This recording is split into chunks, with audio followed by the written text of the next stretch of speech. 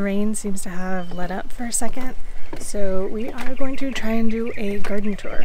And even if I waited until like tomorrow or the next day and had it be a little late, it would still be raining. It's supposed to rain every single day this week, all the way through next Tuesday, I think. And that is both good and bad for the garden. Some rain is good, but too much of a good thing is always a little risky. Alright, so this first row here, this is tomatoes and tomatillos. I pulled some of the kale leaves from that giant kale that was over in the raised bed, and I just laid them over here to act as like a little bit of mulch to kind of help beat this grass back. But the tomatillos right over here, we've got a bunch of fruits. None of them have really ripened yet, but ooh, that one feels like it's getting close. Can feel the actual fruit starting to fill out the little paper shell here. And then further down we have so many tomatoes. Now, one of the things with all this rain is that I might start seeing tomatoes splitting. And honestly, that's kind of unavoidable because all of these are underripe, and I don't really want to pull them early. So if they split, they split, and they will be just as tasty, but maybe not as pretty. You might notice on a few of my tomatoes I do have little bread tags or twisty ties, and these are the flowers that I protected with little bags, which I'm actually finding one now that I forgot to remove. Holy cow. Yeah, that is like 5 tomatoes stuck inside that bag. I'll have to come back and move that, but basically I protected these blossoms, and any tomato inside of here is going to be guaranteed to not be cross-pollinated, which means the seeds will be true to type. And I am trying to save all my own seeds eventually. Tomatoes are one of the easier ones to do with that, but any of these, for example, that were not protected, they could be crossed with anything near it, and while the initial fruit won't really be affected, the seeds could grow something different. My dill plants that I thought were not going to make it, by the way, are doing absolutely phenomenal. I've got this one here, and then this one over here, that are both growing quite well, and if I ever get any cucumbers to grow, I will have plenty of dill to put in with my pickles. I also do have a few basils here now that recovered, if you remember, from the initial awfulness of being eaten down to the ground, and these are actually ready for their first pruning. I would probably cut off the top right above this set of leaves right here, and then that would give that plant some stability because it would start branching lower to the ground, and that would not only give the plant stability but also give me twice as much basil. Same with this one. You can see right now it's mostly just a single stalk up, but down lower here you can see where it has started splitting, and if I cut it here it will have 2 main stems instead of this one. And it might not look like a lot of basil, like it might not really look like worth using as anything other than a garnish, but if I do this little topping to all of the basil that I have, it will actually probably be enough for 1 serving worth of pesto, which would be pretty neat. You can also make tea with basil. Fresh basil steeped in hot water for about 10 minutes. It's really, really nice, especially when you add honey and lemon juice. In the second row here, we are starting to see a bit of a jungle going on and some flowers. We've got some cosmos here, and my first zinnia has opened up. Isn't that gorgeous? You can also see the marigolds back there. And I've still got these are tomatillo flowers, and we've got onion flowers in here. I still have not fully dealt with this radish situation, but there are quite a few lovely onion blooms that are about to have mature seeds. You see the black in there? Those are the mature seeds, and I would like to harvest them when it's dry out instead of it being all wet. We'll see what happens with that. I might have to cut them and bring them in to dry. Ooh, sorry, spider. So yeah, I do need to pull a lot of this out, because you can see there's an eggplant right here that, you know, it's doing fine. It's honestly about as big as the other ones, but it will not be doing fine like this for long if I don't deal with this. I'm gonna have to find a time when it's not actively raining to deal with that, but I don't know, we'll make time. This is something that can be done in the rain if it has to be. Whereas potatoes right here, I would really like to have harvested them today, but harvesting them in the rain, like right now, it's kind of a double-edged sword, right? Because on the one hand, it's about to be raining for a whole entire week, and these mature potatoes sitting in wet ground is not ideal. But what is also not ideal is these potatoes getting pulled when it's wet out, because all of this dirt is going to stick to them. It's going to be heavy, and that is going to hinder their drying. You do not want to wash potatoes if you're trying to store them right after harvesting, because you might end up taking off their protective layer. And so I'm kind of here caught between, well, do I let them sit in the ground and wait for a dry day? Or do I try and pull them and let them dry in the house and then like brush off all of that dirt? I don't know what the best solution here is, because also ideally you would not really be watering the potatoes leading up to harvest, and I cannot control the rain, so we're gonna have to find a best case scenario here. What I might do is pull a few of them, bring them inside, and see how that goes, and if they seem to be drying out pretty well, I might pull the rest. But if they don't seem to be drying out very well, then I haven't like ruined my whole crop, you know. Oh look, here's an onion that I missed. Look at that. So I do also have a few of these onions that I have not pulled yet. These are huge onions, right? And I think I might leave them in the ground specifically because they are some of the few onions that did not go to seed this year, and I would like to keep those genetics. So I might sacrifice my best onions this year to make seeds for me for next year, so that I can continue to cultivate a variety that will do really well in my specific garden. Because that is what you're doing. Every time you save seeds from your garden, you are genetically selecting for the ones that did really well in your garden. You're selecting for the ones that managed to reproduce.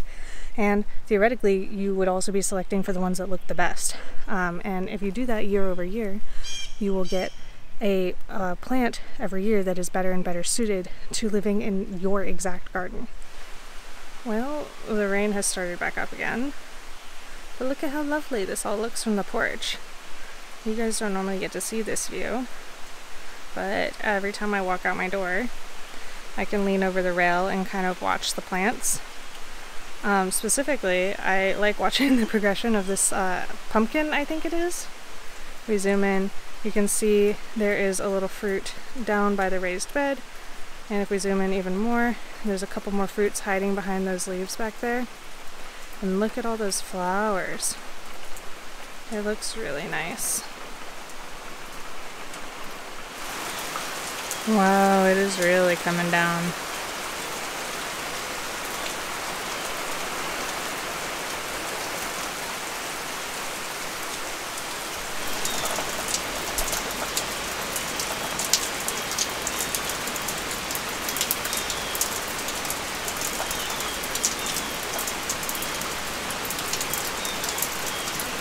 While it's raining outside though, I can bring you guys in here and talk about the fava beans that I harvested last week. These are them. I have them split into their two varieties, and you'll notice I got pretty much the same amount from each variety. I was expecting to see kind of a bit of a difference, but it seems to not really matter. So from these, like I was saying, I will take all the best looking beans and save those for seed. And then the rest of these are dried. I dehydrated them. The rest of these I will just use like dried beans whenever I need them. Fava beans you would use differently than any other kind of dried bean, but I knew that I was not going to be able to use them very soon. So dried they are. You can definitely use fava beans fresh, and a lot of people prefer them that way. But as you guys know, I am very busy, and drying it so that I can use it when I actually have the time is almost always the way to go for stuff like this. Otherwise I will end up losing the harvest entirely. Alright, so we're back outside and the lettuces are looking really nice. If you can believe it, I've actually cut like about a third of this plant back, and it still looks just as big as it did last week, maybe bigger. And these are making these adorable little yellow flowers. Look at those. This is so pretty. And then if we go further down, my peppers right here are actually doing the best of all of my peppers. And you can see these are starting to make flowers. This is a good sized plant to be fruiting for the first time. I don't really like it when they try and fruit when they're smaller than this, but sometimes I let them anyway. You can see right in here, that's a little fruit.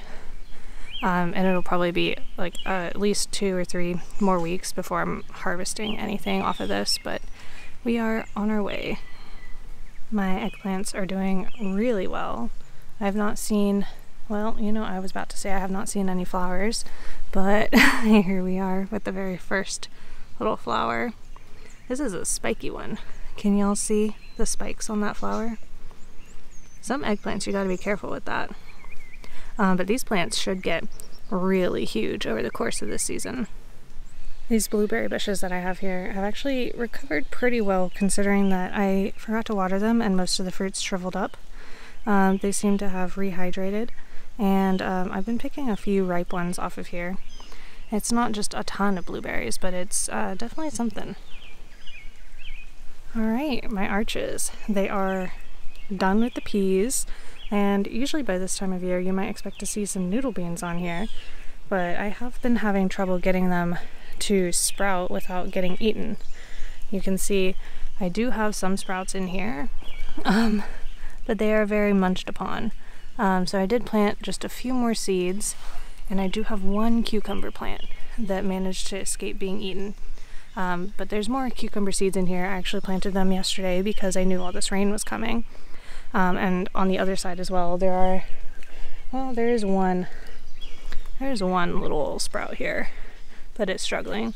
So I planted all new beans, more cucumbers.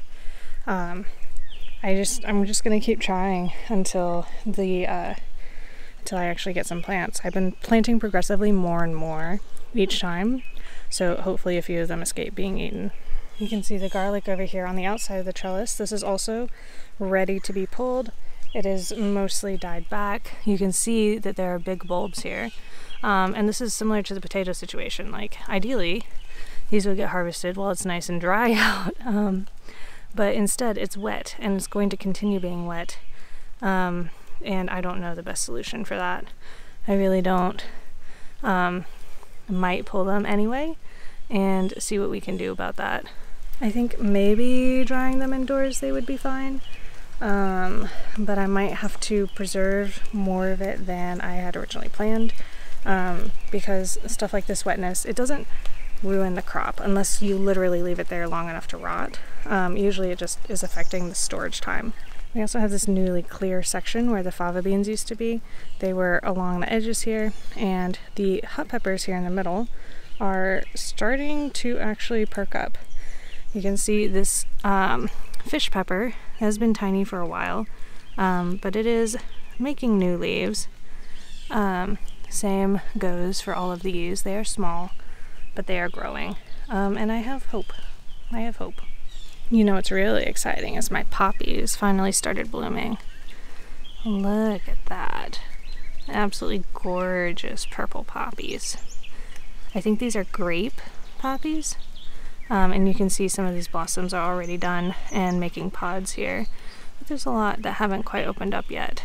So this is going to be a really pretty section for the next couple of weeks.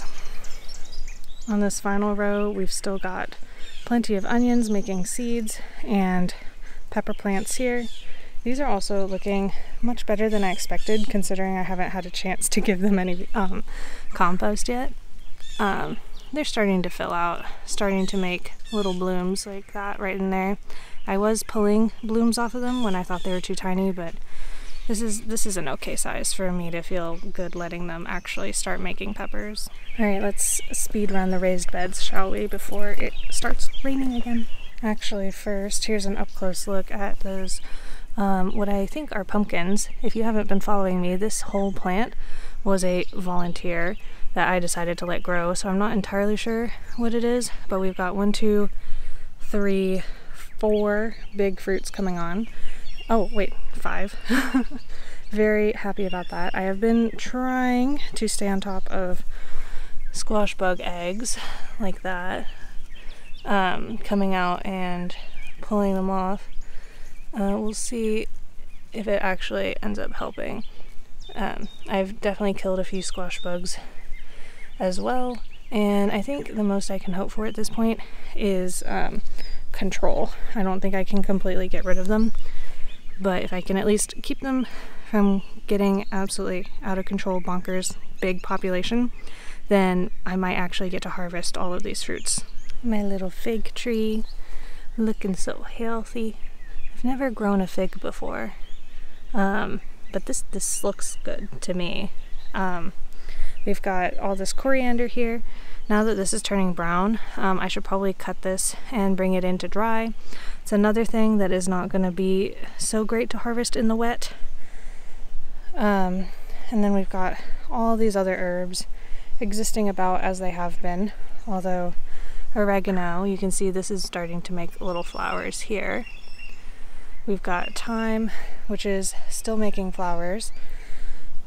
Look at those cute little flowers. And all of this fresh growth in here that is much greener than this old growth, which has a little bit of a browner tint to it. And then we've got the carrots, which I could probably pull at any time.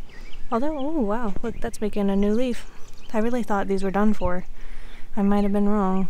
They don't look great, do they? This is that kale plant that I cut some leaves off of.